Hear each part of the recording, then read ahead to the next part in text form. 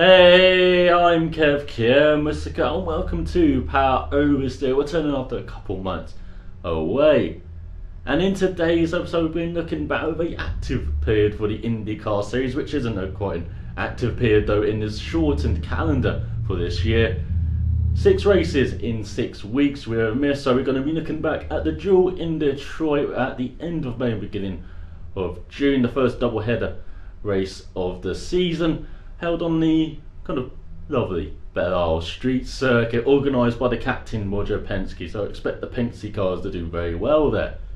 Then a week later there was the Firestone 600 held under the lights of the Texas Motor Speedway, a very long race, a very hard race on the cars and the drivers as well, and so maybe look for the oval specialist Icon to be near the front there. And then at the end of the month there was the Grand Prix of Houston held on the bumpy car park circuit, held outside Reliant Park. It held outside the Reliant Stadium, which is host to the Houston Texans in the National Football League, or American football. And so there were 2 races there on that bumpy circuit in hot and humid conditions, and there was also some rain as well to throw a bit of a loop into the mix. It certainly caught up some guys in qualifying, but they catch them out in the race as well. And then this past weekend there was the Pocono IndyCar 500 held around the tricky triangle, the Pocono race, so the home race for the Andretti clan, so expecting Marco to do quite well in the race, but it's the second Triple Crown race of the season as well, the second 500 miler, so you know what that means: double points and double the action as well.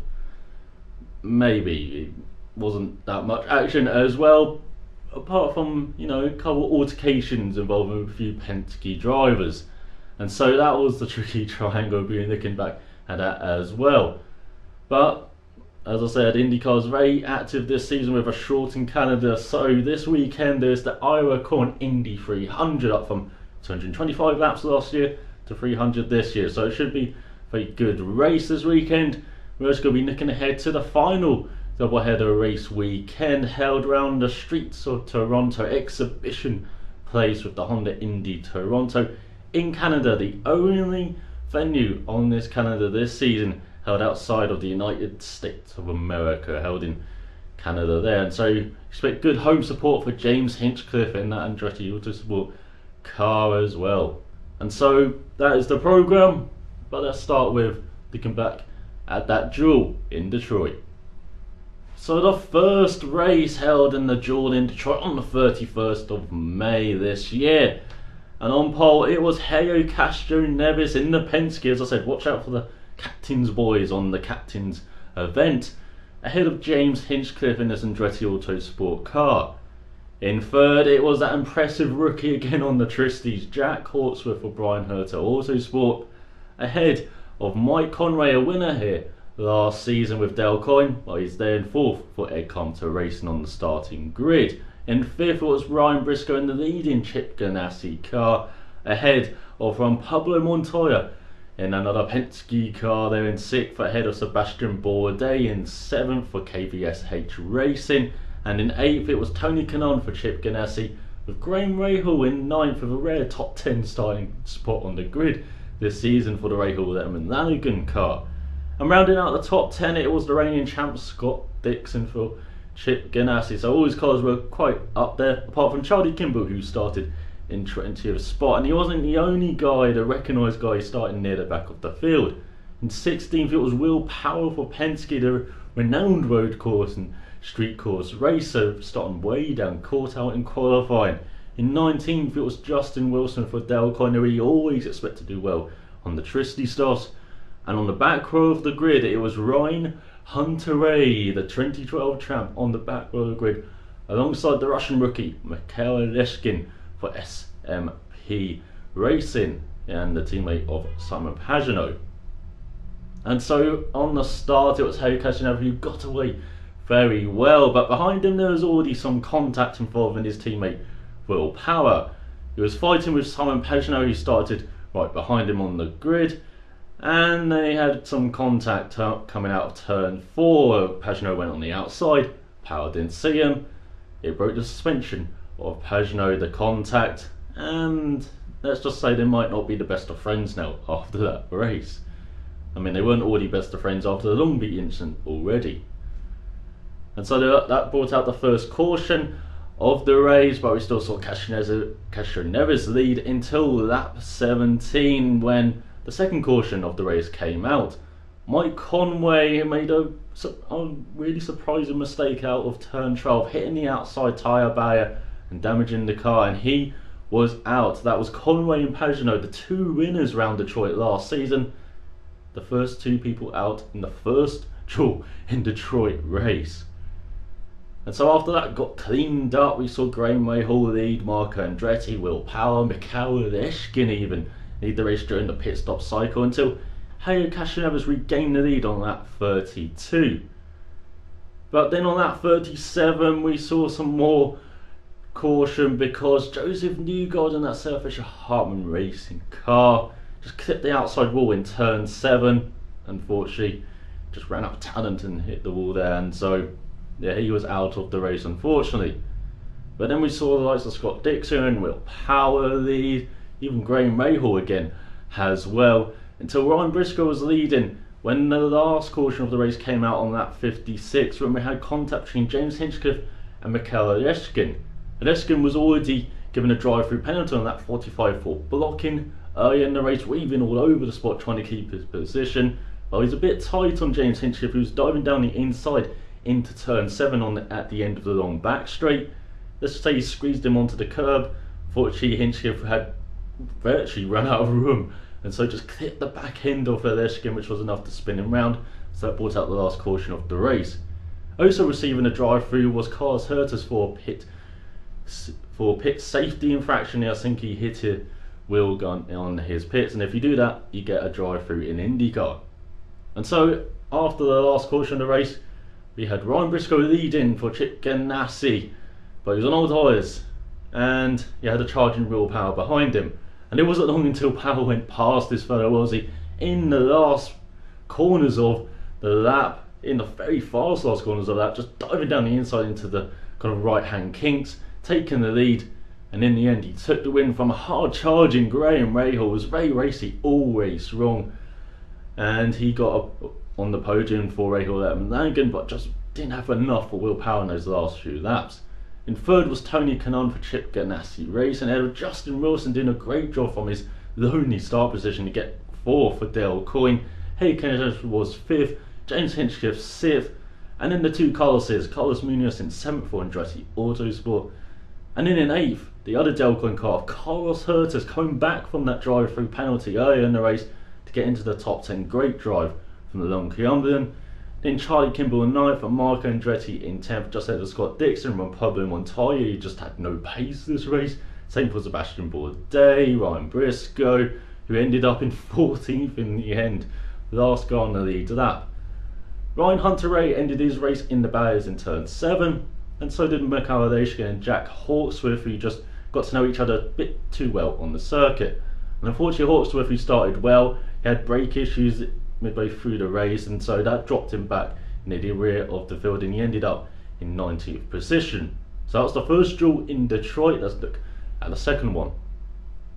So the second duel in Detroit saw more action than a Michael Bay flick, as on pole was Takuma Sato for AJ Foyt Racing, his second pole of the season after the one he got in the season opener at St. Petersburg, and alongside him on the front row again it was James Hinchcliffe in second spot for Andretti Autosport. In third it was Helio Castroneves, ahead of Mike Conway, again qualifying for Egg Hunter Racing, and again in fifth spot was Ryan Briscoe for Chip Ganassi. In sixth it was Carlos Munoz, the impressive rookie for Andretti Autosport. In seventh it was Simon Pagenaud in the 77 car for Smith Peterson Hamilton Motorsports. I think I did get that right this time.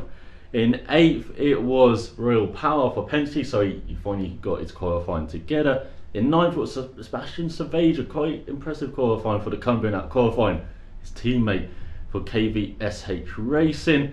And rounding out the top 10 it was Joseph Newgarden for Sarah Fisher Hartman Racing.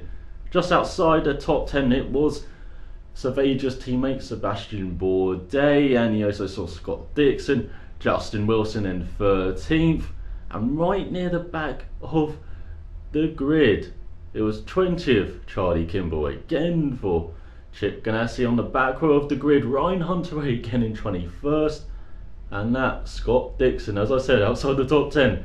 He was right at the back of the field in 22nd for Chip Ganassi, but you can always rely on Scott Dixon to fight his way through the field though, the reigning champ. And so the first start got waved off as there was so much fighting going on, but the second start we saw Takuma Sato just blast away in the lead, but behind them we saw Will Power do, well, a Will Power move this weekend it seems. He dived down the inside of Salmon Pagano into turn 3. He also tried to dive down the inside of Joseph Newgarden as well, got over the curve and knocked Joseph Newgarden round, and unfortunately that was Newgarden's race ruined already on turn 3. He also connected Graham Rahal and Justin Wilson in that incident.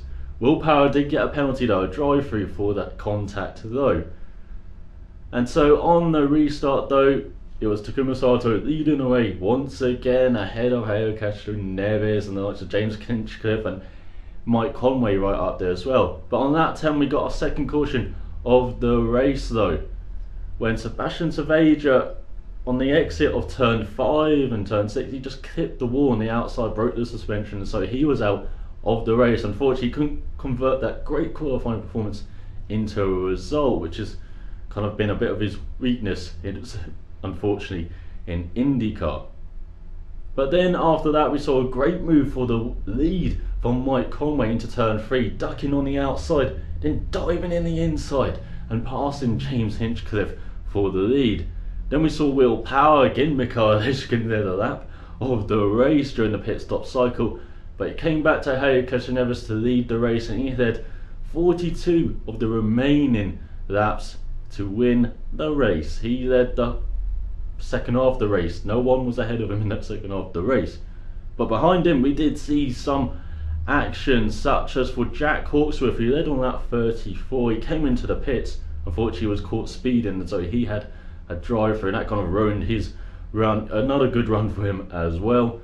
And then we saw on lap 59 the third caution of the race, when it was Sebastian Bourdais went into the tyres in turn 5. He just upbraked himself, it seemed.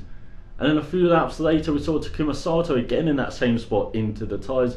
This time he was helped into the tyres by Marco Andretti, fighting for around 10th spot. Just got his wing on the inside of Sato, just tapped him into the wall. Andretti got a contact penalty for that, and so he had to do a drive through, which he did on the last lap, or next to the last lap, right at the end of the race. So unsurprisingly, he was the last guy on the lead lap in 16th spot. Well, as I said, it was Castroneves leading and winning in the end ahead of his teammate Will Power. Great drive through the field to get second spot behind him, and Charlie Kimball in third, being very aggressive against James Hinchcliffe in the last remaining laps, really fighting him off, especially into turn 7 when Hinchcliffe nipped on the outside, but Kimball defended the inside like it was first place, like it was his last race as well.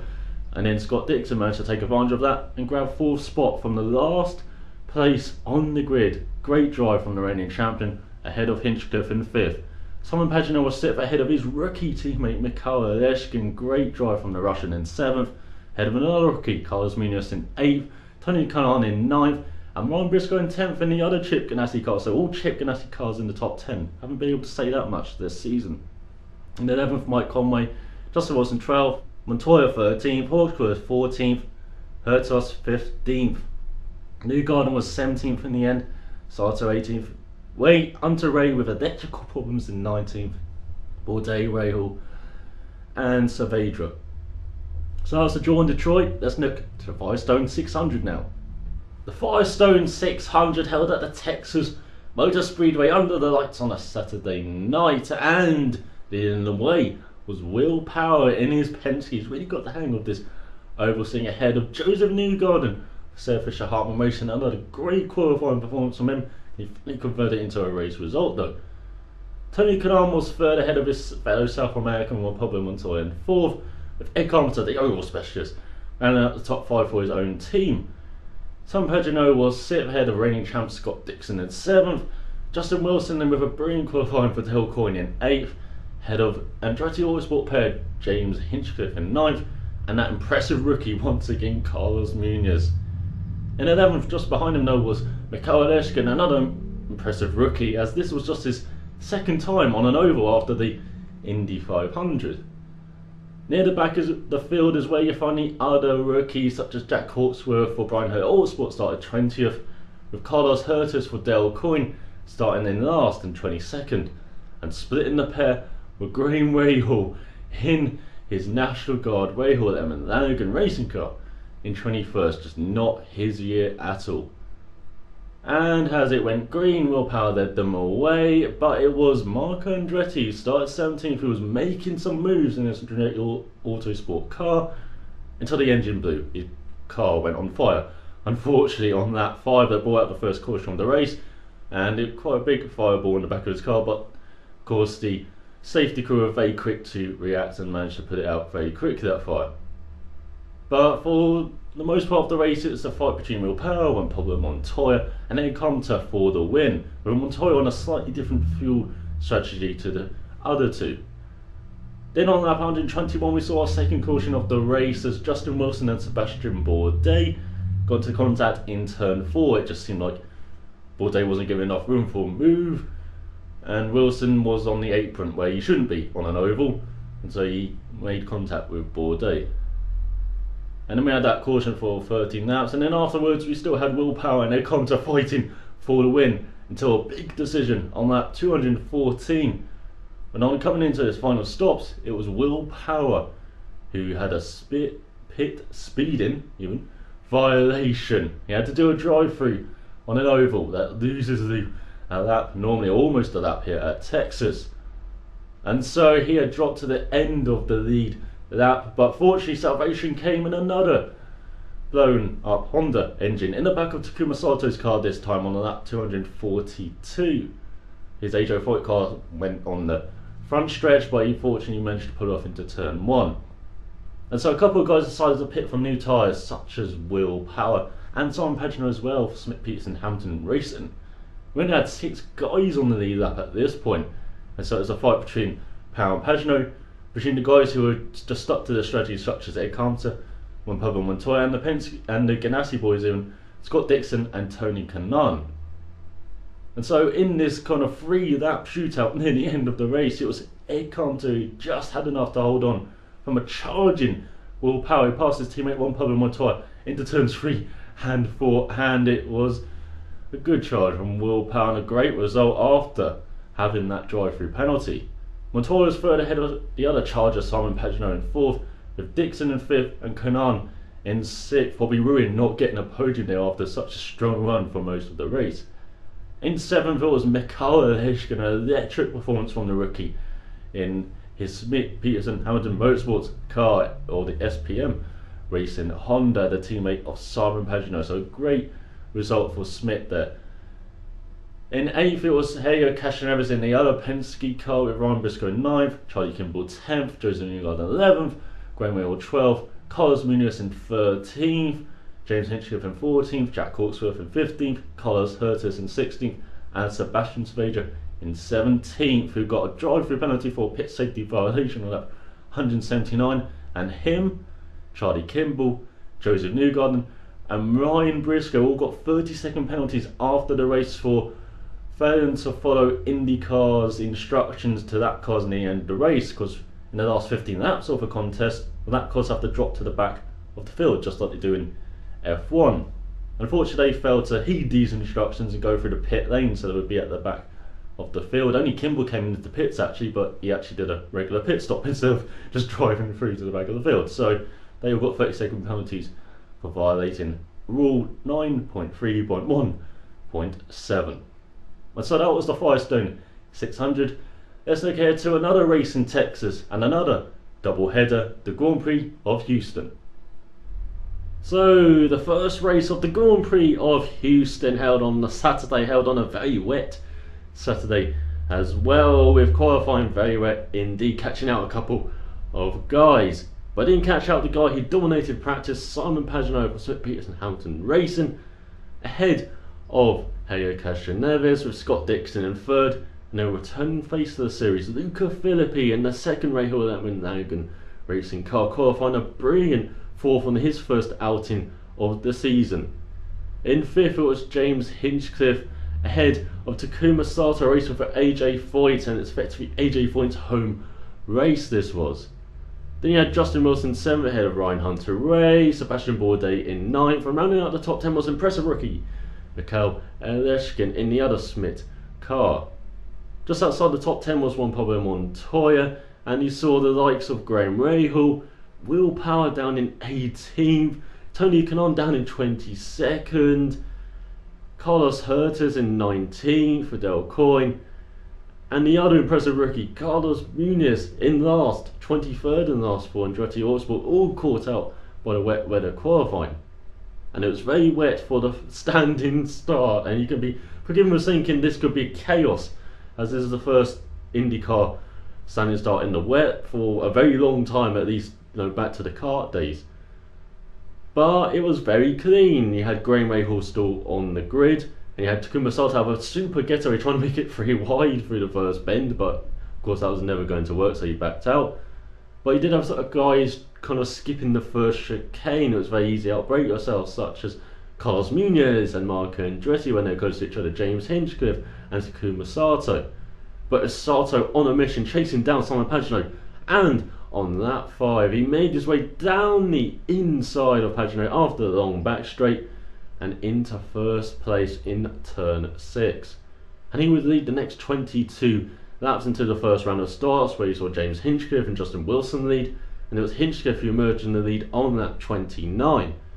And that's when we got our first caution of the race, when Mike Conway just outbraked himself into turn 3 as the track conditions got a bit drier and guys are starting to go onto the dry tyres. We also saw a couple of guys spin and lose their front nose, such as Mikhail Eleshkin and Sebastian Saveja, embarrassingly under the first caution period though. And then we had our next caution on lap 33, and this is where we see our first retirements as well of the race.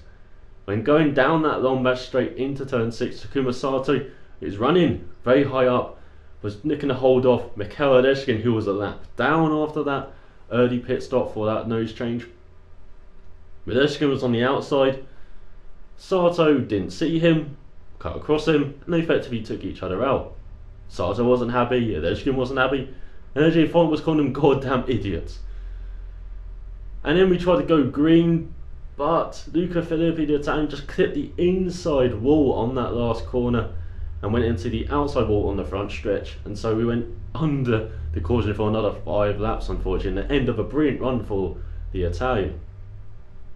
So we went green, not for long though, as there was caution again on lap 48 when Scott Dixon went into the tyres in turn 9, clipped the outside wall, came back onto the track, clipped the end of Simon Pagenaud's car, that kind of effectively ended his race, and he went into his teammate Charlie Kimball, and that ended his race. So yeah, all 3 guys had their good race runs ended by that one incident.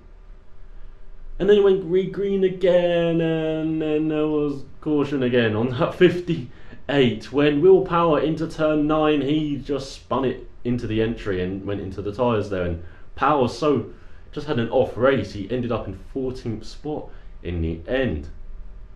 And then it went green for quite a long time, but there was one question on everyone's mind: how long can the Del Coyne cars go till the finish? Because Justin Wilson was leading his teammate Carlos Hertz. Unfortunately for Wilson, he had to pit on that 73, and so it was Hertz who was leading for the last 7 laps. And he was just on the edge of making it to the end until there was a caution on lap 77 when Ron Briscoe tipped Sebastian Saveja around in the turn 5 hairpin along left-hander. And then just as we were going to go green for a 1-lap shootout for the victory, Graham Rahal went into the back of Tony Kanaan, got a bit too eager on the accelerator as they were ready to form up for the start or restart. And so that was Kanaan's podium finish gone, and Rahal, yeah, he got a 30-second penalty after the race for that, and he was not anyone's biggest fan really in the Chip Ganassi camp for that. And so he ended up in 11th spot, just ahead of Briscoe, who also got a 30-second penalty for his contact with Saveja. There were also drive-throughs for Saveja for entering a closed pit lane on lap 43, a drive-through for Marco Andretti, a very controversial drive-through as well, for failing to heed blue flags for a rule that race control seemingly made up in the race to get Marco Andretti out of the way of Takuma Sato, who was leading but being caught by James Hinchcliffe, Andretti's teammate. And there was also a drive-through for avoidable contact to Carlos Munoz as well on lap 14. But it was Carlos Herta's winning, the rookie, his first podium in IndyCar and his first win as well, ahead of Juan Pablo Montoya and Carlos Munoz, the other rookie, another Colombian, an all-Colombian podium when Colombia are tearing it up in the World Cup as well. Sebastian Saveja was 4th, Sebastian Bourdais was 4th even, not his teammate. James Hinchcliffe was 5th, Jack Hawksworth in 6th after brilliant strategy from Brian Herta Autosport, getting his best finish in IndyCar so far. Ryan Hunter-Reay was 7th, Marco Andretti 8th, Henrik Krejcik is 9th, Justin Wilson 10th, Ray Hall in 11th, Briscoe in 12th, Tony Kanaan in 13th from Fuming, Will Power in 14th, Sebastian Saveja in 15th, then retirements of Simon Pagenaud, Mike Conway, Charlie Kimball, Scott Dixon, Joseph Newgarden had mechanical issues on lap 41, Luca Firpi, Takuma Sato and Mikhail Aleshkin. So it was a very rough and tumble first Grand Prix of Houston, with some great racing interspersed with the caution periods, all 6 of them.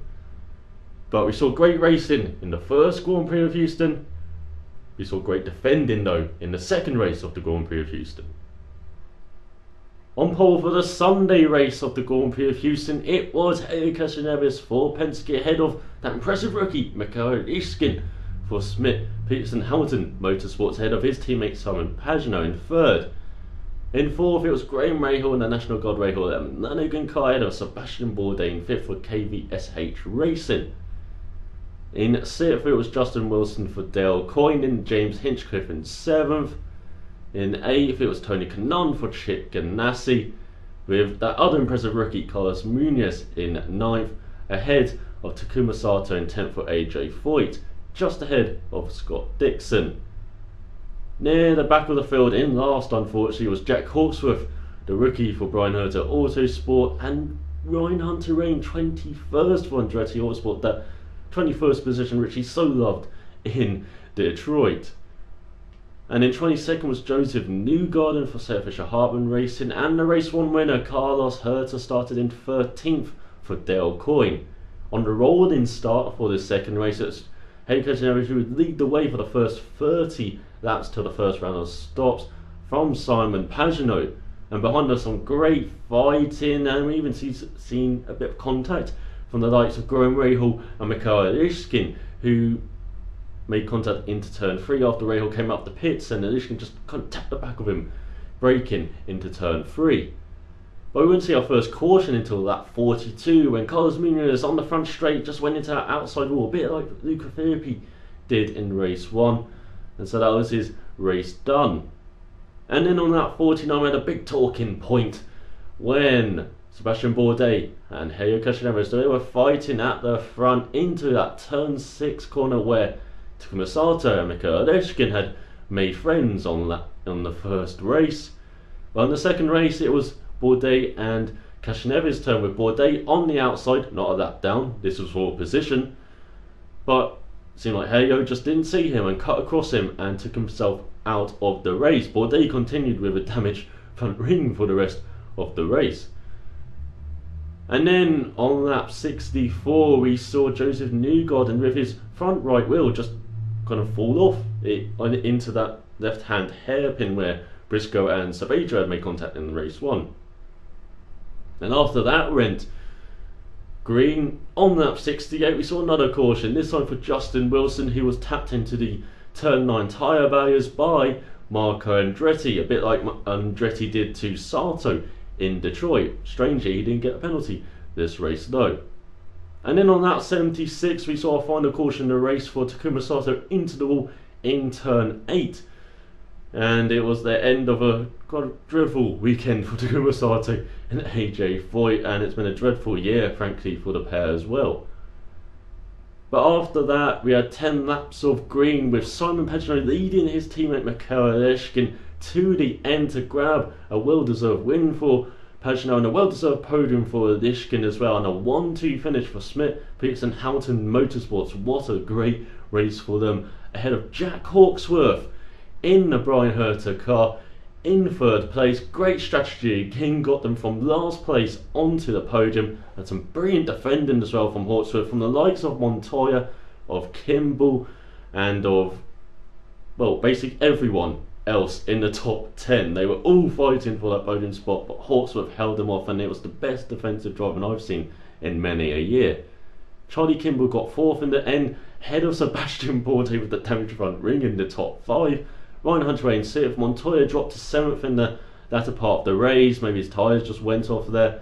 Then Ryan Briscoe was 8th, Marco Andretti was 9th, Tony Kanaan was 10th, Will Power after a very quiet weekend was in 11th, Justin Wilson 12th, Mike Conway 13th, James Hinchcliffe 14th, and Luca Firpi in 15th. He ended his race in the tyre barrier, and Will Power was actually doing quite decently in this race until in the last few laps his car just seemed to slow down. He might have had a puncture, but yeah, he's running very slow on that last lap, and so he dropped outside of the top 10, and Firpi was on for a top 10 finish until, of course, he went into the tyre barrier. Graham Rahal was 16th, Sebastian Bourdais just 17th, Scott Dixon 18th, had to pit early for one of his car, and he was just so many laps down at the end, 12 laps down. Sato in 19th, Newgarden in 20th with another mechanical issue for the Sir Fisher Hartman Racing Honda, and then there's Cashinevis, Muniz and Hertes, 2 of the podium finishers in the last 2 spots on that running order. And so that was the Grand Prix of Houston. It was wild, it was wacky, but it was great fun as well, and some great racing there, great entertainment on the streets, on the car park of Houston even. But now we go into July and look back at the past weekend's race, the Pocono IndyCar 500. And so the Pocono IndyCar 500, the second Triple Crown race, which means double points, along with the other 500-mile races, the Indy 500 and the 500 mile to end the season at Fontana. There were 21 starters for this race, with Jack Hawksworth, the rookie for Brian Herter Autosport, missing out because of a heavy crash in Saturday practice out of turn 2. He was in hospital for over the weekend. Thankfully he's been released since then and has been cleared to race for this weekend's Iowa race. And for his team that just meant extra time to rebuild the car for that Iowa race. And so we had 21 starters with 3 wide, so we had 7 rows of 3. And on pole for this race was Juan Pablo Montoya for potentially his first pole for at least 14 years in America, with Will Power, his teammate, alongside him in second, and Carlos Munoz ran out the front row, that impressive rookie for Andretti Autosport. In fourth, it was Takuma Sato for AJ Foyt, getting another great qualifying. Can you finally convert it into a result though? With Marco Andretti in 5th and James Hinchcliffe, his teammate, alongside him in 6th. In 7th was Helio Cashinevis in the other Penske car, with Tony Kanaan in 8th, Ryan Hunter in 9th, and rounding out the top 10 was Ryan Briscoe for Chip Ganassi, just ahead of Simon Pagenaud and Mikhail Leshkin for Smith, Peterson, Hamilton Motorsports. And near the back of the field we saw a couple of rookies struggle, such as Carlos Hertes in 20th. We also saw Charlie Kimball back there in 17th, and KVSH racing pair Sebastian Bourdais and Sebastian Saveja starting in 18th and 19th. And also Dale Coyne with Justin Wilson down in 16th, along with Hertes in 20th. So for the start of this race we saw Will Power get a jump on his teammate Juan Pablo Montoya, and we saw the likes of Carlos Munoz, Marco Andretti, Tony Kanaan, Helio Cashinevis fight in this front group at the front. Unfortunately for Takuma Sato, he would drop out shortly from the race on lap 25 due to electrical issues, and then Carlos Hertes dropped out the race on lap 89 with electrical issues, but he parked it on the wrong side of the pit lane, to the opposite side of where his pit crew were, so luckily there wasn't really a pit stop phase so he could get his car across the pit lane then. And we also saw a couple of Andretti Autosport cars drop out due to pit speed violations. Marco Andretti on his first stop, and then James Hinchcliffe on lap 83. he also got a drive through and he really dropped back as well with Marco. And then we saw our first caution on lap 159. It was a very long stretch, I believe the longest stretch at Pocono for an IndyCar race to go green, and it was due to Graham Rahal spinning in turn 2. The back end just went as he went through that turn. Before this, we also saw Ryan Hunter-Reay have his car bottom out during that turn in turn 2, the tunnel turn, and he had suspension issues, and so he had to go to pit lane, had to go to garage, get it fixed, because this is a double points race. Every point matters in this one. And so they got it fixed, but he ended up 19 laps down in the end and finished in 18th spot ahead of Rahal, ahead of Herters and Sato. But at the front we had a Penske pair fighting, Power and Montoya and Kanaan and Munoz and Castroneves. We had everyone fighting at the front. That was until Will Power on lap 178 got a drive-through penalty for blocking his teammate Helio Castroneves, when on the front strip he turned to block him once and then turned again to block him. When he saw it on the replay, he said it was one continuous move. Maybe he's just a bit blind in defence there. But before this, we also saw Juan Pablo Montoya take the lead from him on lap 167 after Power had just taken the lead from Montoya before the caution period. And so Montoya took him on the front straight into turn 1, but clipped the front left of his wing, so lost that winglet there. But it didn't seem to slow him down, he just had a bit more understeer, he said after the race. And he carried on to win the race ahead of his teammate Helio Castroneves. In third, it was Carlos Munoz completing another great podium for Colombia there. And Ryan Briscoe was in fourth, having a great result for Chip Ganassi ahead of his teammate Scott Dixon. Simon Pagenaud and Mikhail Eshkin seemed to work up the order in a pair here, and they finished in 6th and 7th for Smith, Peterson, Hamilton Motorsports, ahead of Joseph Newgarden in 8th, who tried to do a stretch. He was stretching the field for the last 40 laps after that caution period, but he just gunned it after a few laps because they run in too slow. Another guy who gambled this was Tony Kanaan. He was fighting for the lead pack. There was no real excuse for going for this gamble, but they did it anyway. Of course, it didn't work out for him, and he ended up in 11th spot when he possibly could have been fighting for the win. In between them, you had Marco Andretti in 9th and Will Power in 10th, the penalty twins.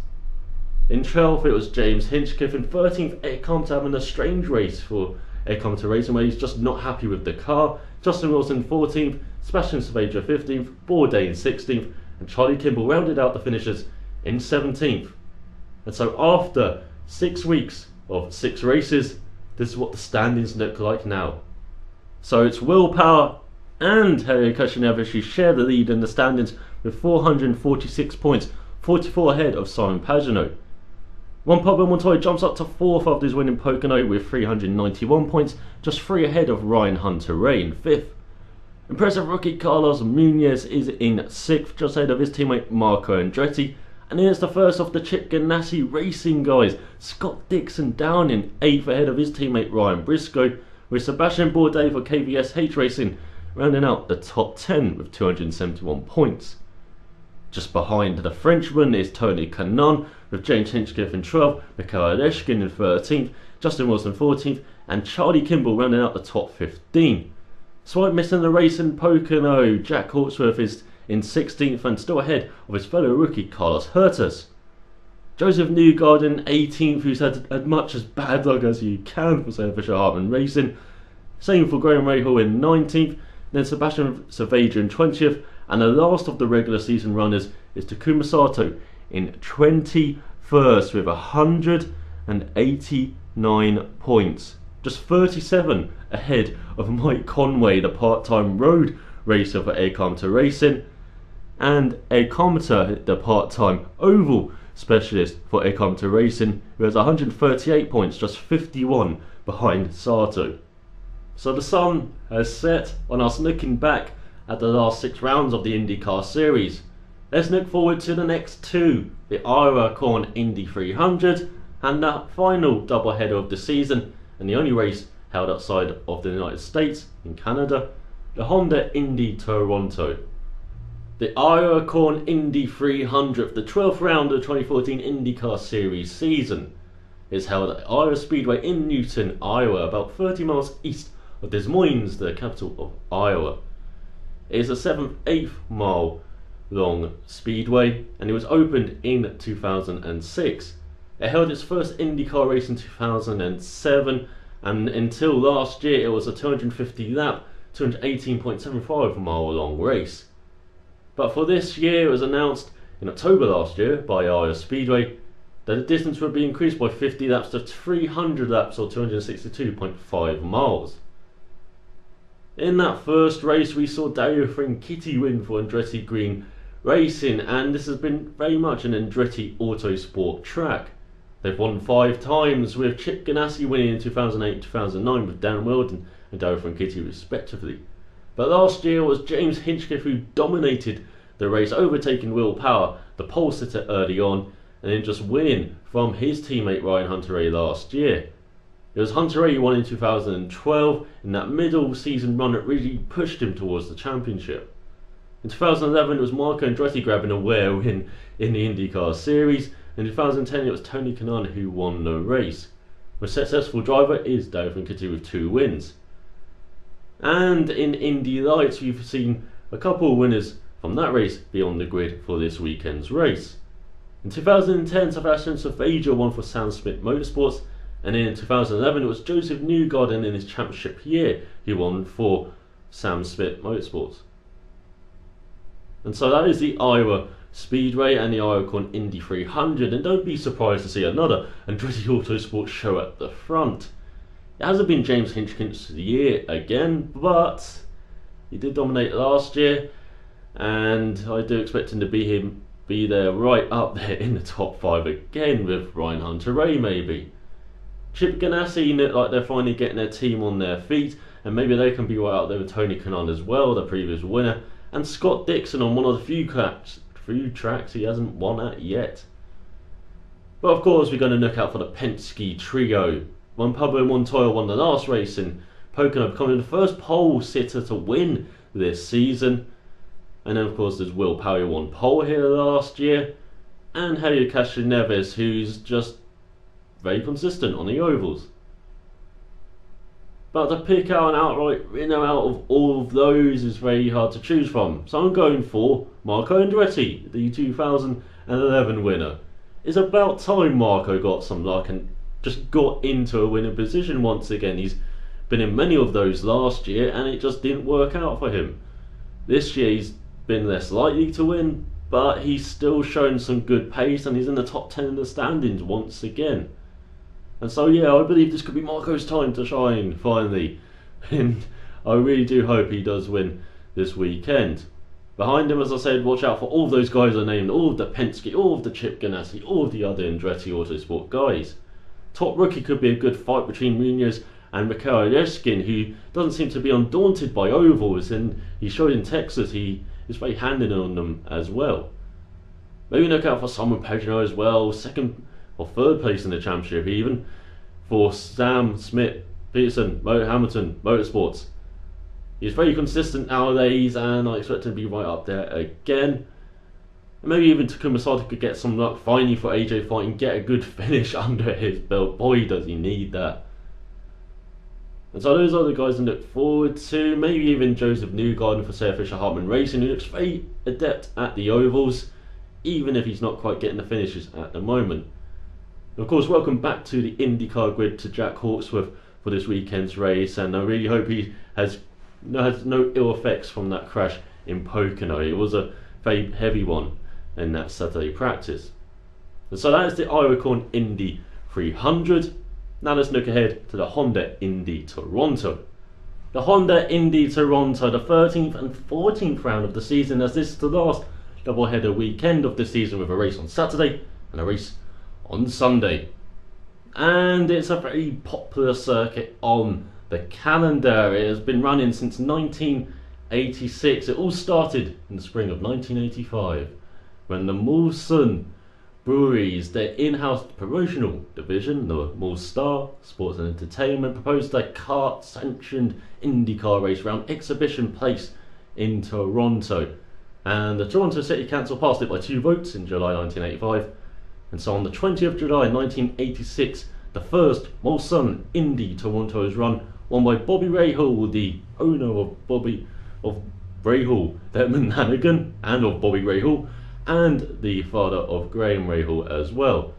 And it quickly became a popular event, the second largest annual sporting event in Canada, behind the Canadian Grand Prix in Montreal, with around 170,000 people coming in for the 3 days. And it's been on the calendar ever since 1986, apart from 2008 with the reunification of American open wheel racing. And it's the second longest running street race on the calendar, behind the Grand Prix of Long Beach, which of course celebrated its 40th anniversary this year. And it's a very tricky track. It has 11 corners, it's 2.824 kilometers long, or 1.755 miles long. It's a street course. Turn 1 is very inviting to pass, turn 3 is even more inviting to pass after a long back straight, and if you run side by side through turn 4, you can pass in turn 5. And then the last part of the track is very tight and twisty, and you'd be very brave to make a move through there into turn 8 and through 9, 10 and 11. And so it's a very short track, and you can have 85 laps in the race. It just invites chaos sometimes. We've seen it in the past. Franchitti and Power, of course, clashed here back in 2011 when they're in the fight over, the title, and then they clash into turn 3. They blamed each other. There was lots of swearing, and it was entertaining at least, but maybe not the best image for IndyCar. And this track has always been chaos, especially into turn 3, where it just invites you to go too wide sometimes. But then you got turn 4, which is a left-hander where you can't really go too wide. And over the years, seen many cars try to go too wide. Doesn't always work out, or rarely works out at all. And on the grid, we've got loads of previous winners of this race. Of course, last year, Scott Dixon did the double. He won both races on his way to the title, and his late season charge after winning at Pocono, where Chip Ganassi, this team were just on the crest of a wave, it seemed. And this year I can expect Scott Dixon to be right up there again, with Chip Ganassi not quite on the crest of a wave, but they are still very good. They seem to be having a consistently good car, at least with one of the drivers, even if it's not working out at the moment, with Dixon only 8th in stands and Briscoe in 9th and Canon just outside the top 10 and Kimball way down in 15th. But this is a race that anyone could win. As I said, it can be chaotic. You have to be aggressive at times, especially into turn, if you want to move into turn 1 or in other corners apart from turn 3 basically. Into turn 5, we've seen passes in the past as well, and into turn 8 as well, turn 7 after the long back straight. And so we also have another double winner, Will Power, on the grid. In 2010 he won for Penske, and he won the last Champ Car race here in 2007. Ryan Hunter-Reay won in 2012 on his way to the title as well. And previous winners from the Champ Car area are Justin Wilson in 2005 and Sebastian Bourdais in 2004. So look out for those as well. Actually, look out for anyone, as I said. Especially the rookies, Mikhail Eshkin, who's proven to be very quick on basically anything. This could be his chance. He seems to be an aggressive young chap, and then as I said, aggression pays around this track. And Jack Hawksworth, he's been very good around the twisty stuff, especially in qualifying, even if it hasn't quite worked out in the race yet, apart from Houston, of course. And then Carlos Hurtas, who won in Houston, and then Carlos Munoz, who, yeah, he's aggressive, he's Colombian, he's Montoya from 15 years ago maybe. He could be right up there again, at least getting a podium. And I expect Dixon to maybe get a podium, Pagenaud being the top 5 will get a podium, and one of those rookies to at least get a podium or even fight for a win. But this could just be another Penske show, I reckon. We could see Power right up there, finally get back on the rails a bit after going off them in the last couple of races. Or Castroneves, who's been stuck on the rails and has been going at a very steady speed across the tracks and is now in the joint lead with Power in the championship. And Juan Pablo Montoya, a bit of a wild card, as it's been a long time since he's raced around here, and you never know. With the form he's showing recently, and he's on the crest of a wave of the winning in Pocono, the first pole winner to win this season even. He could, I reckon he'd be right up there as well if he could just manage his tyres a bit better than he has done in, say, Detroit previously. But it looks like in Houston he got on top of that. And so yeah, wide open race, 2 races, 85 laps in each. It's going to be chaotic, but it's going to be fun and entertaining for us fans at least. As I said, don't really know who to pick, but I'm going to pick Power for one race, and I think maybe Hunter Ray or Dixon for the other. So let me know what you think in the comments below with Iowa and with Toronto. Well, I hope you have enjoyed the return of Power Oversteer. I know it's been a couple of months away, I apologise for that, but as I say, I couldn't do the June's edition. But I will be back for the July edition, or the next couple of races, looking back at those for the IndyCar Series, and then looking ahead to the final 4 rounds of the season, including the Milwaukee Mile, the GoPro Indy race at Sonoma, and the season finale at Fontana under the lights on the Saturday night, a 500-miler, double points race, and the final round of the Triple Crown. Now, you cannot wait for that race, and I will preview that in about a month's time. I hope you enjoyed this, so thanks for watching, and I'll see you next time.